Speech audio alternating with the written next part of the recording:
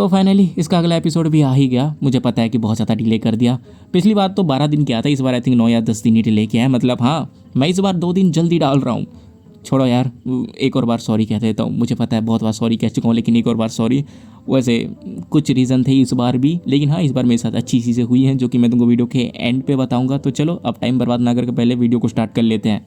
तो जैसे कि हमने पिछली वीडियो पे देखा था, अपना जो एमजी है ना, वो एक ही बंदे को बचाता है क्योंकि वहाँ पे बाकी लोग नहीं थे। और उसके बाद ये लोग ना सारे टेरेस पे आते हैं जहाँ पे ये लोग यही बात कर रहे होते हैं कि आखिरकार यहाँ पे एक ही पर्सन क्यों है। और तभी वो जो येलो वाला बंदा है वो उनसे कहता है कि लास्ट नाइट हम लोग सामान को ट्रांसपोर्ट कर रहे थे, लेकिन तभी जो बेस नंबर 104 है उन्होंने हमारे ऊपर एम्बूश किया, जिसकी वजह से मुझे छोड़ के मेरे सारे टीममेट्स मारे गए। और उसके कुछ देर के बाद मैं ज़ॉम्बीज के लपेट में आ गया। और जो फैंग होता है वो सौगत हुए कहता है कि क्या, इसका मतलब तुम बस यहाँ पे अकेले बचे हो और तुम्हारे सप्लाईज भी चले गए। अगर ये बात हमें पहले पता होती तो हम बहुत जल्दी आके तुम्हें बचा लेते। और तभी जो पीले वाला बंदा है वो कहता है हम लोगों ने 5 बंदों की टीम बनाई थी जो कि गैसोलीन लेने के लिए 5 माइल्स दूर गए थे, और वो लोग भी ज़ॉम्बीज के हाथों फंस चुके हैं। तो मैं तुम लोगों से उम्मीद करता हूँ कि तुम लोग जाके उन्हें बचा लोगे। लेकिन जो छोटा फैंग है वो कहता है बट सिटी लॉर्ड ने हमें बस एक ही टीम को रेस्क्यू करने के पैसे दिए थे, अगर हमें दूसरे को भी बचाना है तो हमें एक्स्ट्रा चार्ज लगेगा। और जो येलो वाला बंदा होता है वो कहता है लेकिन ये एक इमरजेंसी है, अगर वहाँ पे उनकी मदद करने कोई नहीं गया तो वो लोग डेफिनेटली मर जाएंगे, इसीलिए मैं तुमसे भीख मांगता हूँ कि जाके उन्हें बचा लो। जो भी पैसा लगेगा वो मैं खुद के जेब से तुम्हें भरूंगा।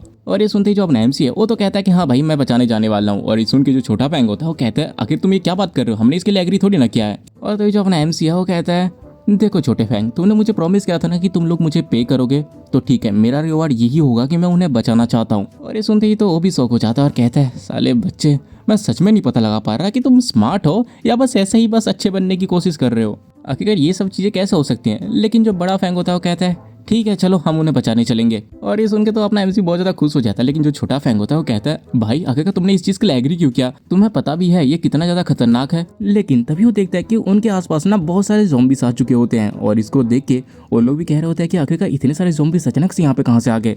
और तभी वहाँ पे कुछ ज़ॉम्बीज उनके ऊपर हमला करते हैं, जिसको कि वो लाल वाली लड़की अकेले ही संभाल लेती है। और उसके बाद और भी ज़ॉम्बीज उनके ऊपर हमला करने के लिए आते हैं, जिससे एक एक करके ये लोग लड़ने लगते हैं। तब ये लोग सोचते हैं कि हम लोग कार से यहाँ से जाएंगे, लेकिन अपना एमसी देखता है कि उनके कार को भी बहुत सारे ज़ॉम्बीज घेर के बैठे हैं, जहाँ से वो लोग बिल्कुल नहीं जा सकते। और इसी तरह जो फैंग होता है वो भी बहुत ज़्यादा शौक हो जाता है कि आखिरकार ये लोग वापस कैसे आ गए, इनको तो हमने दूर भगा दिया था। और तभी वो जो लाल वाली लड़की होती है वो कहती है वो लोग वापस आ चुके हैं, और इस बार ये पहले से बहुत ज़्यादा हैं। और तभी जो बड़ा फैंग होता है वो कहता है कोई भी पैनिक मत करो, इतने ऊपर लो लेवल के ज़ॉम्बीज बिल्कुल नहीं आ सकते, इसलिए सबसे पहले हमें इन रेड ज़ॉम्बीज से निपटना होगा। और उसके बाद वो एक एक करके सारे ज़ॉम्बीज को ऊपर मारने लगते हैं, और कुछ टाइम के बाद वो लोग उन्हें मार के खत्म भी कर देते हैं। और तभी जो बड़ा फैंग होता है वो कहता है सब कुछ खत्म हो गया, अब बस हमें यहाँ से निकलने का एक रास्ता ढूंढना है। लेकिन तभी वो लोग देखते हैं कि जो ज़ॉम्बीज है ना वो उनकी बिल्डिंग के ऊपर चढ़ रहे हैं। और इसको देख के जो अपना एमसी है वो बहुत ज़्यादा शौक हो जाता है और कहता है कि अरे ये तो ऊपर चढ़ रहे हैं, और ये कोई नॉर्मल ज़ॉम्बीज नहीं है, ये तो वो जायंट ज़ॉम्बी है जो कि मैंने बहुत पहले एनकाउंटर किया था। और इसे देख के बाकी लोग भी बहुत ज़्यादा शौक हो जाता है और कहते हैं क्या ये मजाक चल रहा है, आखिरकार ये सारे ज़ॉम्बीज इन ज़ॉम्बीज के भीड़ में क्या कर रहे हैं। जो छोटा फैंग है वो तो साला हार ही मान चुका था। और तभी जो बड़ा फैंग है वो गिनता है कि ये टोटल 6 ज़ॉम्बीज है। और वो जो लाल बालों वाली लड़की होती है वो कहती है ये बहुत ज़्यादा अजीब है, सबसे पहले हमें लेवल 3 के रेड ज़ॉम्बीज ने एम्बूश किया, और उसके बाद हमें चारों तरफ से ज़ॉम्बीज ने घेर लिया, और अभी लेवल 3 के जायंट ज़ॉम्बीज अचानक से सेम ही टाइम पे अपेयर हो गए। नॉर्मली इस लेवल के जो ज़ॉम्बीज होते हैं वो खुद से तो कुछ कर नहीं पाते, लेकिन इसे देख के ऐसा लग रहा है कि हमें वार्निंग मिल रही है कि हम लोग यहाँ पे धीरे धीरे फंसते जा रहे हैं, कोई हमें फंसा रहा है। और जो येलो वाला बंदा होता है वो कहता है इस सिचुएशन को देख के तो ऐसा लग रहा है कि इन ज़ॉम्बीज के पास, और तो जो बड़ा फैंग है वो कहता है हाँ इनके पास ऐसा लग रहा है कि खुद का दिमाग है, जिसकी वजह से ये प्लान बना के अपने दुश्मन को फंसाने की कोशिश कर रहे हैं, जैसे कि कोई आर्मी हो। और तभी जो टोपी वाला बंदा होता है वो धीरे से बढ़ाते हुए कहता है अब ये लगता है हमारे पास बस लौटा रास्ता। लेकिन तभी जो अपना एमसी है वो कहता है रुको रुको, और एक तरफ उंगली दिखाते हुए कहता है कि आखिर वो क्या है। वो लोग एक बिल्डिंग की तरफ देखते हैं जहाँ पे कुछ तो अजीब सी चीज़ थी जो कि उस बिल्डिंग को ऐसे लपेट रही थी, और हम पास से देखते हैं तो कोई सेंटीपीड जैसा था, एक बहुत बड़ा सेंटीपीड। और जब लोग वो उसको करीब से देखते हैं तब वो टोपी वाला बंदा कहता है नहीं ये नहीं हो सकता, ये तो बहुत ही ज़्यादा बुरा है। और हम देखते हैं वो बहुत सारे ज़ॉम्बीज थे जो कि एक साथ मर्ज होके ना बहुत ही बड़ा कीड़ा फॉर्म कर रहे थे, और जो कि देखने में बहुत ही ज़्यादा डिस्गस्टिंग था। और हमें पता चलता है ये एक लेवल 3 का ज़ॉम्बी किंग है जो कि एबनॉर्मल ट्रांसफॉर्मेशन कर रहा है। जब एपोकलिप्स स्टार्ट हुआ था तब बहुत सारे ह्यूमंस को बहुत सारे पावर्स मिले थे, जिसकी वजह से वो लोग इवॉल्वर बन गए थे। उसी तरह से कुछ ज़ॉम्बीज ऐसे थे जिनको बहुत ही ज़्यादा अजीबोगरीब पावर्स मिली, जिसकी वजह से वो लोग ज़ॉम्बी किंग्स में बदल गए, और ये उनमें से एक है जो कि ज़ॉम्बीज को कंट्रोल कर सकता है। और तभी वो जो टोपी वाला बंदा है वो कहता है अभी भी देरी नहीं हुई है, और लेवल 3 के ज़ॉम्बी किंग हमारे पास नहीं है, तो यहाँ से हम बहुत जल्दी भाग सकते हैं, इसलिए यहाँ से भाग जाते हैं। लेकिन तभी उनके ऊपर ना एक ज़ॉम्बी हमला करता है, जिससे कि ये लोग डॉज कर लेते हैं और वो जो रेड वाली बंदी है वो उसके साथ डील करते हुए कहती है मुझे नहीं पता था ये लोग कितने जल्दी ऊपर आ जाएंगे। और हम देखते हैं कि देखते ही देखते वो 6 के 6 ज़ॉम्बीज़ ऊपर आ जाते हैं। और जो फैंग होता है वो अपने एमसी से कहता है वैसे हुआंग तुम्हारे पास तो एबिलिटी है ना कि तुम एक बिल्डिंग से दूसरी बिल्डिंग तक जंप कर सकते हो, तो जल्दी से हमें यहाँ से लेके चलो। और जो अपना एमसी है वो कहता है मैं ये कर तो सकता हूँ लेकिन मैं एक बार में बस एक को ही उठा के जा सकता हूँ क्योंकि ज़्यादा लोग हो जाएंगे तो ये बहुत ज़्यादा हैवी हो जाएगा, इसलिए पहले मेरे साथ कौन चलेगा। और तभी वो जो येलो वाला बंदा होता है वो कहता है कि मैं चलूंगा। और दूसरी तरफ हम उस ज़ॉम्बी किंग को देखते हैं जो कि वहाँ पे हिल रहा था। और तभी हम वापस अपने एमसी की तरफ देखते हैं जो कि उस बंदे को लेने के लिए यहाँ से रेडी हो रहा था कि वो जो ज़ॉम्बी किंग होता है वो बहुत ही तेजी से रोर करता है और उसका साउंड इतना ज़्यादा होता है कि ये लोग अपने कान तक बंद कर लेते हैं। और जो अपना एमसी वो कहता है आखिरकार ये किस तरह का नॉइस है, मैं कुछ सुन ही नहीं पा रहा। और जो येलो वाला बंदा है वो कहता है मेरा सर दुख रहा है इससे। और जो अपना एमसी है वो नोटिस करता है कि वो अपने एबिलिटी को यूज़ ही नहीं कर पा रहा। और तभी हम देखते हैं कि वो जो लाल वाली लड़की है उसको भी ज़ॉम्बी का अटैक लग जाता है और देखते ही देखते बाकी लोगों को भी ज़ॉम्बीज़ के अटैक लगने लगते हैं। और जो अपना एमसी है वो सोचा होता है धत यार इसके साउंड की वजह से हम में से कोई भी अपने एबिलिटी को यूज़ नहीं कर पा रहा, अगर हमने जल्दी से कोई रास्ता नहीं ढूंढा तो हम लोग यहाँ पे मर जाएंगे, अब मैं यहाँ पे क्या करूँ। लेकिन तभी उसको याद आता है डूम बुलेट के बारे में और उस सिस्टम से कहता है सिस्टम डूम बुलेट का इस्तेमाल करो। लेकिन जो सिस्टम है उसे बताते हैं कि वो तुम्हारे शूटिंग रेंज से बहुत ज़्यादा दूर है इसलिए डूम बुलेट अभी यूज़ नहीं हो सकती। तभी हम देखते हैं रेड वाली लड़की के ऊपर एक ज़ॉम्बी अटैक करने के लिए आता है लेकिन जो फैंग वो अपने हाथ को बीच में रख के उसे बचा लेता है। और तभी जो अपना एमसी है वो कहता है अब बस एक ही रास्ता बचा है। और उसके बाद तो सिस्टम से कहता है मेरे जितने भी डार्क क्रिस्टल और ज़ॉम्बी कोर्स हैं उनको अपग्रेड में लगा दो। और सुनते ही जो सिस्टम है वो उसे वार्निंग देती है कि अगर मैंने एक साथ इतने ज़्यादा अपग्रेड्स किए तो ये फेलियर हो सकता है, इसलिए तुम्हें सिस्टम के हिसाब से धीरे धीरे करना चाहिए। लेकिन जो अपना एमसी है वो चिल्लाते हुए कहता है अपनी बकवास बंद करो और मैंने जो कहा वही करो। हम देखते हैं यहाँ पे जो बाकी लोग हैं वो ज़ॉम्बीज़ के हाथों बहुत ज़्यादा पिट रहे होते हैं और जो अपना एमसी है उसका सिस्टम उसको अपग्रेड करने लगता है। और देखते ही देखते जो अपना एमसी है वो लेवल 2 का इवॉल्वर बन जाता है और वैसे ही धीरे धीरे करके वो लेवल 3 का भी बन जाता है। और जब वो आगे अपग्रेड करने की कोशिश करता है तब उसका जो सिस्टम है वो बार बार फेल हो रहा था। और इसको देख के जो अपना एमसी है वो तो सिस्टम को गाली देता है लेकिन तभी उसका जो सिस्टम है वो सक्सेसफुली उसको लेवल 4 के इवॉल्वर में इवॉल्व कर देता है, जिससे उसको एक और न्यू स्किल मिलती है क्लियर माइंड, जिससे उसका जो फोकस है वो बहुत ही ज़्यादा बूस्ट हो जाता है। और इसे पाने के बाद जो अपना एमसी है वो सोच रहा होता है क्लियर माइंड की वजह से अब मुझे इस ज़ॉम्बी की नॉइज़ ज़्यादा सुनाई नहीं दे रही है और इसकी वजह से मेरा माइंड पहले से बहुत ज़्यादा क्लियर हो चुका है।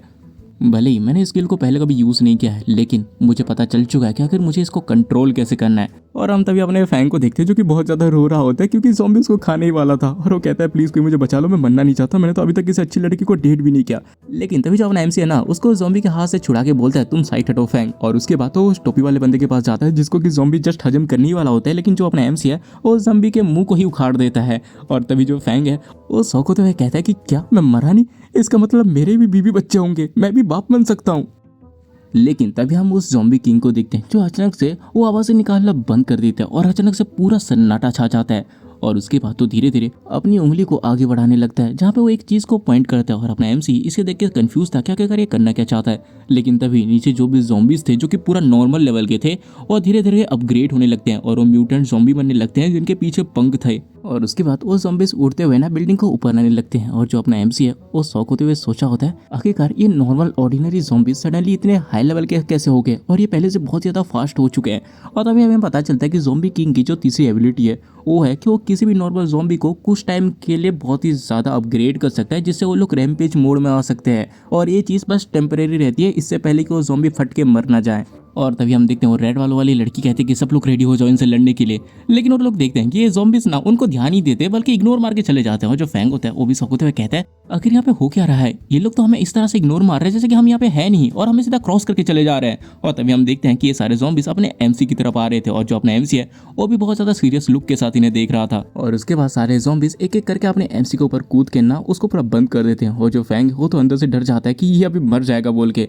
लेकिन तभी उनके अंदर से ना लाइट चमकने लगती है और एक गोल्डन कलर की लाइट के साथ उन सारे ज़ॉम्बीज़ के चीथड़े उड़ जाते हैं। और उसके अंदर से अपना एमसी स्वैग के साथ बाहर आते हुए कहता है ये बहुत ज़्यादा करीब था, मुझे तो लगा था मैं मर जाऊंगा। और इसे देख के तो ये सारे लोग पूरे शौक हो चुके थे। और जो अपना छोटा फैंग होता है वो कहता है कि क्या बस एक ही मूव में सबको पेल डाला, आखिरकार हुआंग तुम इतने स्ट्रॉन्ग कब से हो गए, और ये जो एक्सप्लोजन था ये तो तुम्हारी वो सुपर स्पीड वाली एबिलिटी नहीं थी। और तभी जो बड़ा फैंग होता है वो कहता है मैंने थोड़ी देर पहले नोटिस किया था हुआंग तुम अभी लेवल 4 के इवॉल्वर बन चुके हो, मैं सही कह रहा हूँ ना। और जो अपना एमसी है वो कहता है कि हाँ और उसके अलावा मेरी स्पेशल एबिलिटी सुपर स्पीड नहीं है, बल्कि ये एक स्किल है जो कि मुझे मेरे सिस्टम ने दी थी। मेरी स्पेशल एबिलिटी है एनर्जी इकट्ठा करना, और हमें पता चलता है कि अपने एमसी की जो है स्किल है उसकी वजह से वो बहुत ज़्यादा एनर्जी को इकट्ठा करता है, जिससे उसको बहुत ही ज़्यादा बूस्ट मिल जाता है और एक मैसिव डैमेज भी मिलता है, और इससे उसके जो डैमेजेस होते हैं वो डबल हो जाते हैं। और इधर हम फैंग को देखते हैं जिसके के अंदर से फट चुकी होती है। उसको भरोसा ही नहीं हो रहा होता है कि साला ये अभी कुछ समय पहले एक लेवल 1 का इवॉल्वर था और अचानक से लेवल 4 का कैसे हो गया। और उससे पूछता है कि साला क्या तुम हमसे अपनी एबिलिटी को छुपा रहे थे। लेकिन जो अपना एमसी है वो कहता है कि देखो यार, अभी ये सब बकवास करने का टाइम नहीं है, पहले तुम यहाँ से भागो, मैं यहाँ पे अकेला ज़ॉम्बी किंग को संभालता हूँ। और ये सुन के वो जो लाल वालों वाली लड़के होते हैं वो कहते हैं क्या तुम सच में इसको अकेले हैंडल कर सकते हो, हमें यहाँ पर रहने दो, हम तुम्हारी मदद करेंगे। लेकिन जो अपना एमसी होता है वो कहता है अगर तुम लोग यहाँ पे रहोगे तो मुझे तुम्हारी सेफ्टी की चिंता होगी, जिससे मैं डिस्ट्रैक्ट हो सकता हूँ, और ऐसे भी मेरा यहाँ से भागने का बहुत ही मस्त प्लान है। और वो अंदर ही अंदर सोचा होता है अगर चीज़ें ज़्यादा बिगड़ी तो मैं डायमेंशनल शिफ्ट का यूज़ करके अपने रियल वर्ल्ड में वापस चला जाऊँगा। और उसके बाद उन्हें कहता है तुम लोग मेरी चिंता मत करो और तुम लोग बस यहाँ से भाग जाओ। और उसके बाद हम उस बिल्डिंग के ऊपर ना बहुत सारे ब्लास्ट देखते हैं जो कि अपना एमसी कर रहा था, वो भी पिछले 2 घंटे से। और वो सोचा होता है मैं यहाँ पे 2 घंटे से इनसे लड़ रहा हूँ, लेकिन ये ज़ॉम्बी कम होने का नाम ही नहीं ले रहे। लकीली मेरी जो स्टेमिना है वो पहले से बहुत ज़्यादा बढ़ चुकी है, इसलिए इस फाइट से मैं बिल्कुल भी नहीं थका। और मुझे जहाँ तक लग रहा है कि स्मॉल फैंग और बाकी लोग यहाँ से बहुत दूर जा चुके होंगे अब तक, इसलिए मुझे भी अब सीरियस होना होगा। और उसके बाद वो सीधे ना ज़ॉम्बी किंग की तरफ उंगली दिखाते हुए कहता है हे ज़ॉम्बी किंग, तुम चाहे जितने भी लो लेवल के ज़ॉम्बी भेज दो, तुम मुझे मार नहीं सकते। वैसे भी मुझे पता है तुम मुझे बहुत ज़्यादा नफरत करते हो, इसलिए तुम्हें खुद आके मुझसे लड़ना होगा। चलो देखते हैं आखिरकार यहाँ पे सबसे ज़्यादा ताकतवर है कौन। और इतना सुनते हो जो ज़ॉम्बी किंग है बहुत ज़्यादा गुस्से से अपने एमसी की तरफ बढ़ने लगता है। और इसे देख के जो अपना एमसी है वो कहता है जैसा कि मुझे लगा था ये बंदा मुझे समझ सकता है। और उसे कहता है अच्छा तो तुम मुझ पर गुस्सा हो तो आओ मुझे मार के दिखाओ। और तभी वो जो ज़ॉम्बी किंग है सीधा आकर उसके बिल्डिंग से टकरा जाता है, लेकिन जो अपना एमसी है वो टाइम रहते हैं उसको डॉज कर लेता है। और वो कहता है अरे यार मैंने तो सही टाइम पे डॉज कर लिया। वैसे ये बहुत ज़्यादा ताकतवर है। और उसका जो ज़ॉम्बी किंग है वो बहुत ही तेज़ी से अपने एमसी का पीछा करने लगता है। और जो अपना एमसी है वो भी कहता है अरे यार ये तो बहुत ज़्यादा ताकतवर होने के साथ साथ बहुत ज़्यादा तेज़ भी है, ये बहुत ज़्यादा तेज़ी से मेरे पीछे आ रहा है। और मुझे तो इस बात का भरोसा नहीं हो रहा कि ये बस लेवल 3 का ज़ॉम्बी किंग है। अगर ये और भी ज़्यादा इवॉल्व हो गया तो इवन जो गॉड्स हैं वो भी इसको डिफीट नहीं कर पाएंगे। मुझे जल्दी से इसको निपटाना होगा। और उसके बाद जो अपना एमसी है वो अपने हाथ में ना एनर्जी को इकट्ठा करता है, जहाँ पे उसकी ये जो स्किल है वो एक तरीके से पानी की तरह काम करती है, जिससे जो अपना एमसी है वो एक स्लैश मारता है, जिससे वो जो ज़ॉम्बी किंग है उसके टुकड़े हो जाते हैं। और इससे वो जो ज़ॉम्बी किंग है वो दर्द से चिल्लाता है। और इसलिए कि जो अपना एमसी है वो खुश होते हुए कहता है ये काम कर गया। और तभी हमारा सीन कट हो जाता है और हम उसी लीडर को देखते हैं जिसको कि अपने एमसी और फैंग इन सब ने मिलकर जमा दिया था, जो कैप्टन ली है उसके ऊपर कुछ एक्सपेरिमेंट कर रहा था। और तभी वो जो ज़ॉम्बी वाला बंदा है ना वो उसके अंदर ना कुछ तो अपना वही लिक्विड जैसा उसके अंदर डालता है और कहता है मैंने अपना जितना भी एक्सक्लूसिव लिक्विड है उसको इसके अंदर डाल दिया, अब 2 से 3 दिन के अंदर इस लीडर की जितने भी डार्क एनर्जी है वो एक्सट्रैक्ट हो जाएंगी। और जो कैप्टन ली है वो कहता है कि बस इतना ही करना है। और तभी वो जो ज़ॉम्बी वाला बंदा होता है वो कहता है कि तुम चिंता मत करो, मैंने ये बहुत टाइम किया है और हर टाइम मैं सक्सेसफुल हुआ हूँ, लेकिन ये मेरा पहली बार है जब मैं इतने ज़्यादा हाई लेवल के इवॉल्वर के साथ ये कर रहा हूँ। एनीवे ये बस 3 दिन ही लगाएगा, इसलिए तुम ज़्यादा चिंता मत करो। 3 दिनों के बाद ये जो ये है उसकी सारी एनर्जी मैं तुम्हारी बॉडी में ट्रांसफर कर दूंगा। और उसके बाद हमारा सीन कट होता है और हम 2 गाड़ी को देखते हैं जो कि पूरी तेज़ी से आगे बढ़ रहे थे। और हमें पता चलता है ये फैंग था जो कि अपने एमसी को कॉल करके कहता है कि यहाँ पे हमने सबको रेस्क्यू कर लिया। और हमें पता चलता है इन लोगों ने जो दूसरी टीम थी जो कि वहाँ पे गैसोलीन लेने गई थी उनको बचा लिया होता है। और जो अपना एमसी है वो ये जान के बहुत ज़्यादा खुश हो जाता है और कहता है मैंने एक्सपेक्ट नहीं किया था कि तुम लोग इन्हें इतनी जल्दी रेस्क्यू कर लोगे। और ये सब इनकी बात हो ही रही होती है कि तभी जो अपना बड़ा फैंग होता है वो अपने एमसी से पूछता है तो वहाँ की सिचुएशन कैसी है। और जो छोटा फैंग होता है वो कहता है कैसी बात कर रहे हो, अगर उसके पास हमारे साथ बात करने का टाइम है इसका मतलब वो वहाँ पे सब कुछ निपटा चुका है। और होता भी ऐसा है, अपना एमसी उसको मार चुका था और उसके हाथ में कुछ तो ऐसी एनर्जी जैसी थी। और वो कहता है चलो एक जगह डिसाइड करते हैं जहाँ पे हम लोग मिलेंगे। और उसके बाद हमें पता चलता है कि अपने एमसी के हाथ में जो चीज़ थी वो ज़ॉम्बी किंग का कोर था जिसके अंदर 10,000 पॉइंट्स थे। और इसको देख के जो अपना एमसी है वो कहता है मैं अभी जस्ट सोचा था कि मेरे सारे स्किल पॉइंट्स खत्म हो चुके हैं, मुझे रिचार्ज करने के लिए और ज़्यादा ज़ॉम्बी कोर की ज़रूरत है, लेकिन मैंने एक्सपेक्ट नहीं किया था कि इसके लौते कोर से ही मुझे 10,000 स्किल पॉइंट्स मिल जाएंगे। ये सच में बहुत ही ज़्यादा औसम है। और ये सब कहकर वो ज़्यादा खुश हो ही रहा होता है कि तभी उसकी आंखें धुंधली पड़ने लगती हैं और वो बेहोश होकर नीचे गिर जाता है। और उसके सिस्टम से हमें पता चलता है कि ये उसकी एनर्जी खत्म होने की वजह से है, जिसकी वजह से वो बहुत ज़्यादा थक गया है और नीचे गिर के बेहोश हो गया है। और तभी हमारा सीन कट होता है और हम वापस उस गाड़ी की तरफ देखते हैं जहाँ पे वो जो रेड वालों वाली लड़की होती है वो येलो वाले लड़के से पूछती है हे आखिरकार हम कहाँ पे जा रहे हैं, क्या जो अर्थ अलायंस है वो दूसरे डायरेक्शन में नहीं है। और जो येलो वाला बनता होता है वो कहता है ये रूट एक स्पेशल रूट है जहाँ पे हम डिलीवरी सप्लाईज लेके जाते हैं। हालांकि जो पहला वाला रूट है वो भी उसके पास ही जाता है, लेकिन उस जगह से यहाँ पे थोड़े कम ज़ॉम्बीज होते हैं, जैसे ये रास्ता थोड़ा सा ज़्यादा सेफ हो जाता है। लेकिन हम देखते हैं कि इनके गाड़ियों के ऊपर ना कुछ लोग नजर रख रहे थे, जहाँ पे एक बंदा लॉकेट लॉन्चर लेके बैठा था और वो सीधे एक गाड़ी के ऊपर हमला करता है और देखते ही देखते वो दूसरे गाड़ी के ऊपर भी हमला कर देता है, जिससे वो दोनों गाड़ी ब्लास्ट हो जाते हैं और इससे उसके अंदर जितने भी लोग बैठे थे उनकी हालत खराब हो जाती है। लेकिन उसके अंदर से जो येलो वाला बंदा होता है वो सही सलामत बाहर आ जाता है। और कहता है आग मेरा कुछ नहीं बिगाड़ सकती, लेकिन उस एक्सप्लोजन की जो पार्टिकल्स होते हैं वो अलग बात हो जाती है। तुम लोग तो मुझे सच में उड़ाने वाले थे। और उसके बाद तो सब नीचे आ जाते हैं और वो जो रॉकेट लॉन्चर वाला बंदा होता है ना, वो कहता है अरे माफ कर देना यार, हमारे पास कोई चारा भी नहीं था। वैसे भी इन चारों को पकड़ना बहुत ही ज़्यादा डिफिकल्ट था, इसीलिए हमने सोचा कि एक बार में सबको डाउन कर देते ताकि उनसे लड़ना ना पड़े। और उसे भी तुम्हारा थैंक्स जिसकी वजह से हम इन सबको पकड़ सके। चलो वापस एक कैंप 17 में चलते हैं। और उसका हमारा सीन वापस से अपने एमसी की तरफ शिफ्ट होता है, जहाँ पे वो अभी भी बेहोश था। और तभी उसके पास दो लोग आते हैं और हमें पता चलता है ये दो लड़की थे। जहाँ पे वो जो येलो वालों वाली लड़की होती है वो कहती है क्या ये सो क्या है, और क्या इसने सच में इस लेवल 3 के ज़ॉम्बी किंग को मारा है। और जो दूसरी लड़की होती है सिल्वर वालों वाली, वो कहती है यहाँ पे इस तरह से पड़े रहना इसके लिए बहुत ज़्यादा खतरनाक हो सकता है, इसलिए चलो पहले इसको यहाँ से लेके चलते हैं। और उसके बाद हम कुछ टाइम के बाद का सीन देखते हैं, जहाँ पे जो अपना एमसी है वो घोड़े बेच के सो रहा होता है कि तभी उसके गाल को कोई खींचती है। और जो अपना एमसी होता है वो उठते हुए कहता है क्या यार, एक अबला मर्द शांति से सो भी नहीं सकता, आखिरकार तुम इतनी एनोइंग क्यों हो। लेकिन वो देखता है कि वहाँ पे दो छोटी बच्ची थी जो उसके साथ खेल रही थी, और वो वहाँ से हंसते हुए भाग जाती हैं। और अपने आप को एक अलग जगह पे देख के वो भी कंफ्यूज हो जाता है कि आखिरकार वो कौन सी जगह पे है। और उसके बाद हमें कुछ टाइम के बाद का सीन दिखाया जाता है, जहाँ पे जो अपना एमसी उसके पास एक लड़की आके बताती है कि वो 10 दिन से सो रहा था। और ये जान के जो अपना एमसी है वो थोड़ा ना घबराने लगता है कि भाई 10 दिन से बाकी लोगों का क्या हो गया। और उसके बाद वो अपनी ओके टोके ढूंढने लगता है, लेकिन उसे मिलती नहीं है। और जो लड़की वो कहती है तुम्हारा जितना भी कम्युनिकेशन डिवाइस था वो हम लोगों ने ऑलरेडी जब्त कर रखा है, क्योंकि तुम बेस के अंदर किसी से बात नहीं कर सकते। और जो अपना एमसी है उसे कहता है कि ठीक है फिर मुझे ओकी टोकी दे दो, मैं अभी यहाँ से निकल जाता हूँ, और जब मैं दूर चला जाऊंगा तब उनसे मैं कनेक्ट करूंगा।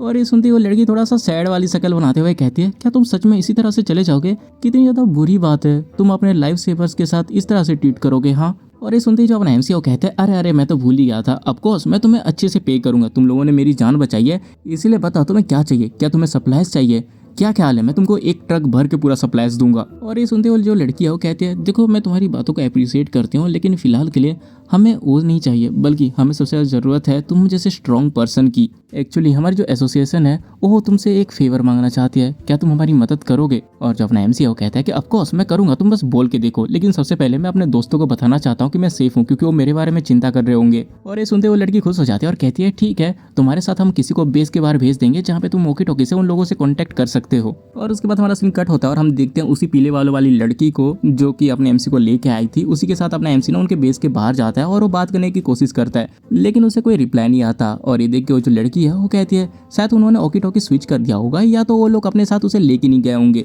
तो चलो हमें वापस एसोसिएशन में जाना होगा, क्योंकि लीडर तुम्हारा वेट कर रही होंगी। और ये सब देखे जो अपना एमसी है वो भी सोचा होता है लगता है ये औरतें मुझे जाने नहीं देंगी। और उसके बाद हमारा सीन कट होता है और हम आईफिल टावर को देखते हैं, पता नहीं क्यों, जहाँ पे ये लड़की उसको लेके जा रही थी। और जो अपना एमसी है वो उसे पूछता है कि तुम तो मुझे लीडर के पास लेके जा रही थी ना, तो आखिर हम कहाँ जा रहे हैं। और तभी वो जो लड़की है वो कहती है एक्चुअली मुझे तुम्हें ये पहले ही कह देना चाहिए था, लीडर से मिलने से पहले तुम्हें नहीं लगता कि तुम्हें अपने आप को थोड़ा साफ कर लेना चाहिए। वैसे भी तुम 10 दिन से बिल्कुल भी नहीं नहाए और तुम्हारी जो स्मेल है वो बहुत ही ज़्यादा स्ट्रॉन्ग है। और जो अपना एमसी है वो कहता है कि अरे हाँ मैं तो भूल ही गया था, थैंक्स याद दिलाने के लिए। और उसके बाद तो उसे नहाने धोने का सामान देती है और बाथरूम का रास्ता दिखाते हुए कहती है वहाँ पे जाओ, लेफ्ट की तरफ तुम्हें बाथरूम मिल जाएगा, और तुम्हारे बाहर आने तक मैं तुम्हारे यहाँ पे वेट करूंगी। और उसका जो अपना एमसी है वो बाथरूम की तरफ जाता है, जहाँ पे वो अपने शर्ट को सूंघते हुए कह रहा होता है यार सच में क्या स्मेल आ रही है, मुझे तो कुछ घंटा पता नहीं चल रहा।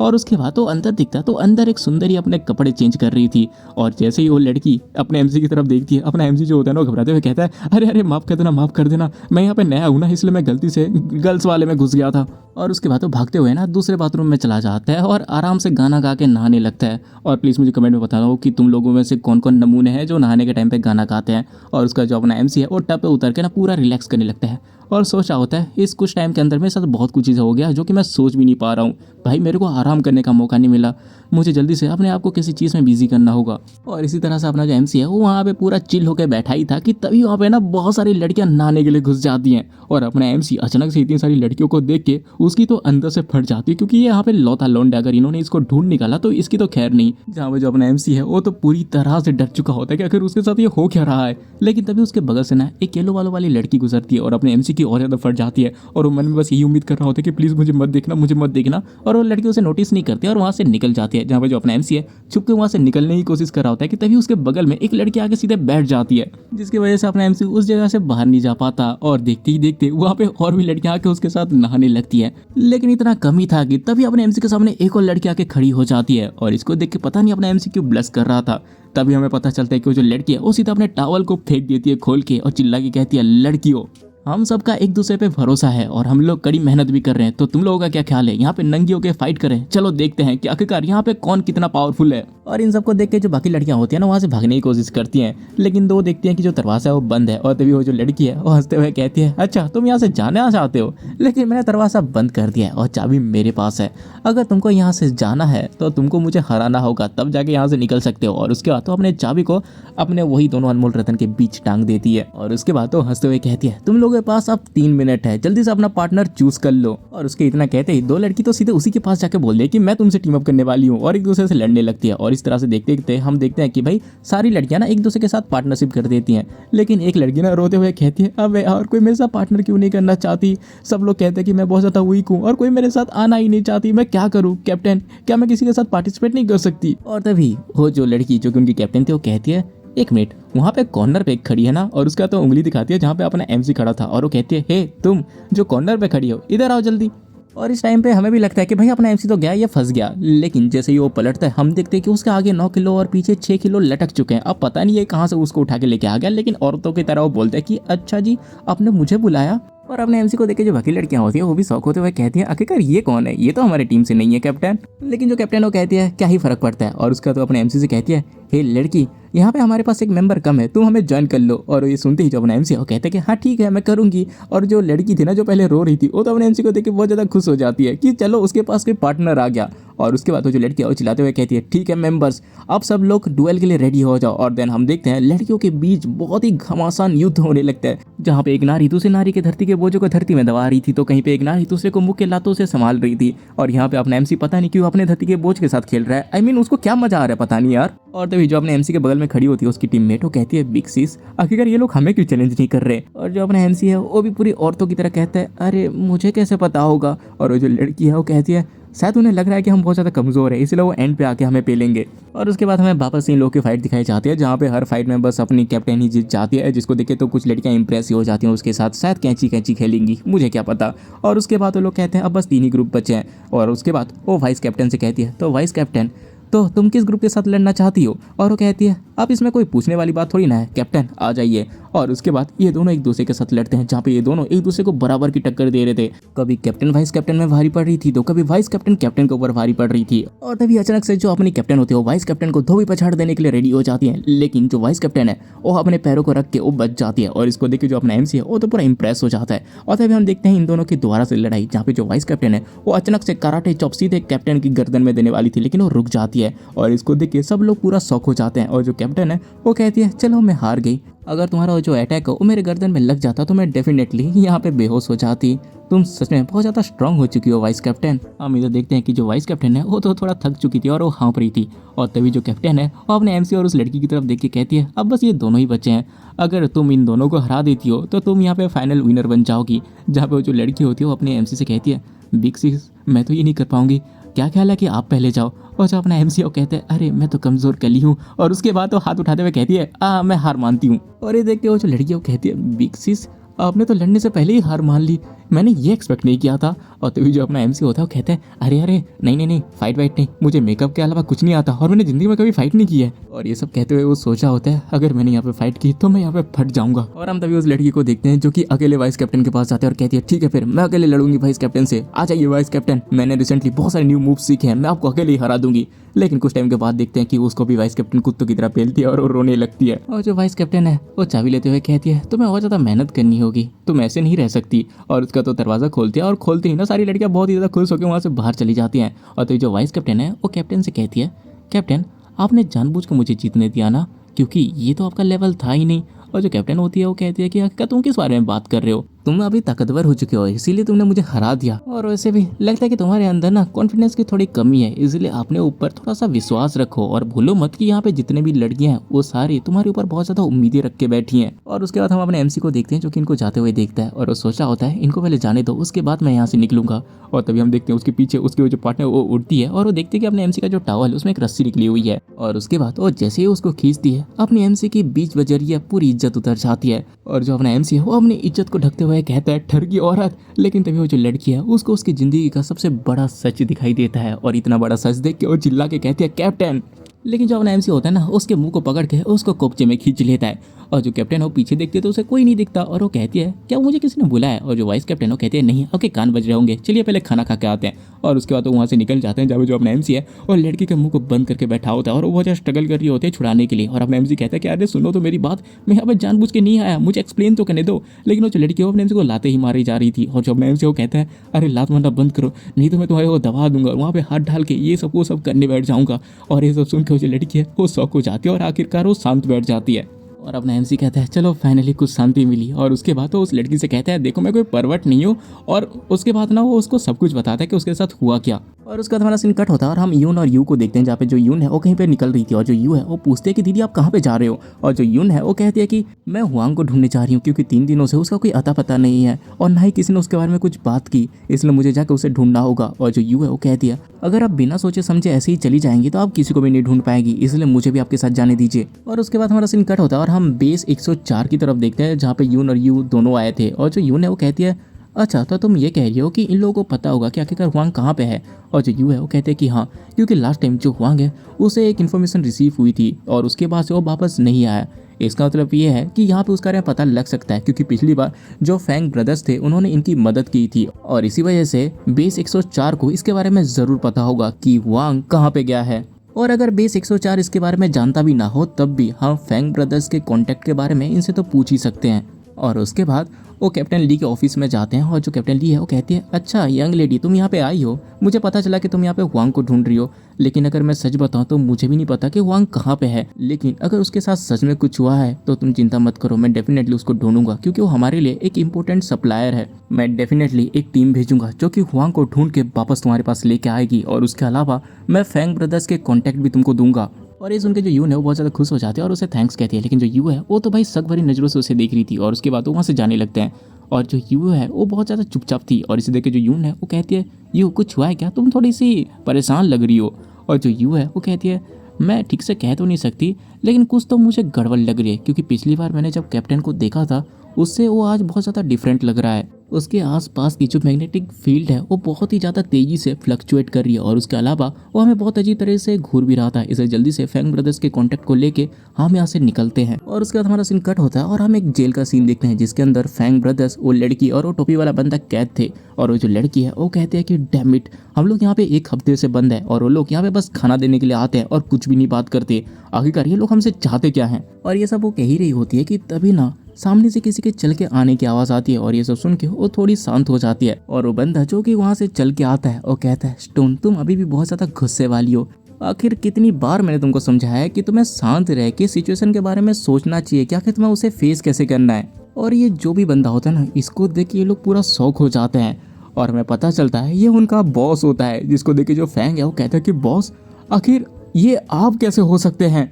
और इसी के साथ अपना ये जो एपिसोड है ये खत्म हो जाता है। देखो मुझे पता है कि मैं वापस से छोटी वीडियो बना रहा हूँ लेकिन एडजस्ट कर लो भाई क्योंकि मैंने एक दिन में बनाई है और एक दिन में मेरे से जितना बन पाया मैंने उतना बना दिया। अगर मैं इसको 40-50 मिनट तक खींचने बैठ जाता तो वीडियो रात के 12 बजे अपलोड होती और तब तक तुम झक मार के सो जाते। मुझे पता है कुछ नमूने हैं जो रात के 12 बजे तक जगते हैं लेकिन तुम लोगों के बस देखने से कुछ नहीं होता, वीडियो डाउन हो जाती है। तो हाँ, तो अभी जल्दी डालने के लिए मुझे थोड़ा वीडियो की लेंथ छोटी करनी पड़ी।